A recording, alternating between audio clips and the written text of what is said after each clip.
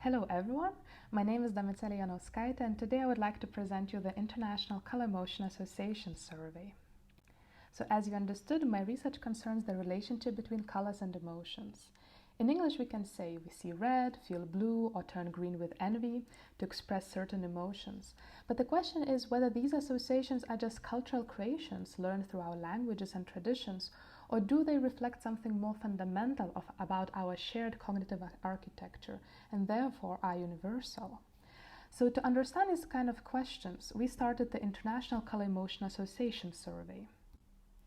And in this survey, we show 12 color terms. So these are 11 basic color terms, including turquoise, always in native language. So we have 43 languages at the moment. And participants are asked to associate one, several, or none of the emotions presented on the Geneva emotion wheel. On this wheel, we have 20 emotions. And we have positive emotions on the right, negative emotions on the left, high power emotions are at the top, and low power emotions are at the bottom. And participants have to click on the emotion or emotions that they think are associated with a given color term. So for example, if we give red, it's likely that someone chooses love and also perhaps anger. And in this case, they can also use the circles to indicate the intensity of the associated emotion. So in one of the first analyses, we extracted data from 30 countries, and you can see these countries represented on the map. And to analyze the data, we first created the so-called color emotion association matrices. So we put 20 emotions on the y-axis and 12 color terms on the x-axis. And we estimated the probability of every color being associated with every emotion. And in this case, the redder the square, the more likely the association between a color and emotion is. And you can see here that red is an interesting color because it's bipolar in terms of valence. It's associated both with anger and hate, but also with love and some other positive emotions. All other color terms seem to be more positive than negative. For example, yellow is associated with joy, pink is associated with love, white is associated with relief, and so on. And then there are three color terms, namely brown, gray, and black, that are more associated more with negative emotions than positive emotions. Brown is associated with disgust, gray is associated with sadness and disappointment, and black, being the most negative color, associated with sadness, fear, and hate across the 30 countries.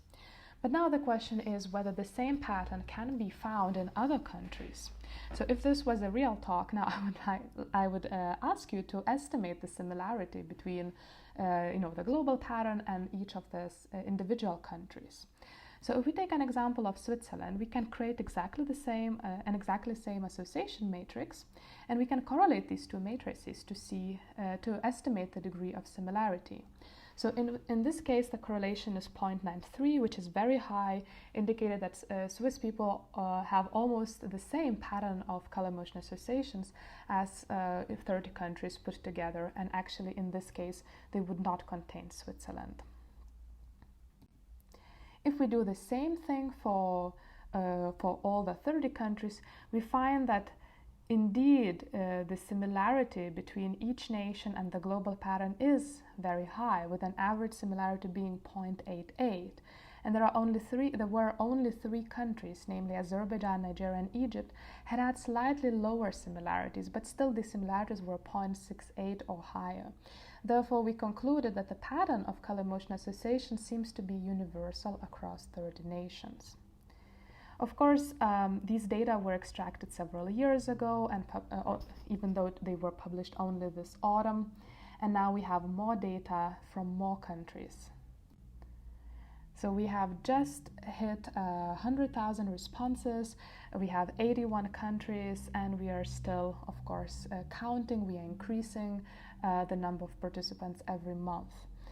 And we can do that with the help of our local collaborators. Currently, we have 84 local collaborators in these countries, and our goal is to recruit local collaborators and collect data from nations and populations that are outside the so-called weird societies, that is Western educated, industrialized, rich, and democratic, with a particular focus on Africa, because African countries have been severely underrepresented in psychological research. So our hope is to cover as many countries as possible in the future and increase the representation and diversity of populations in psychological research.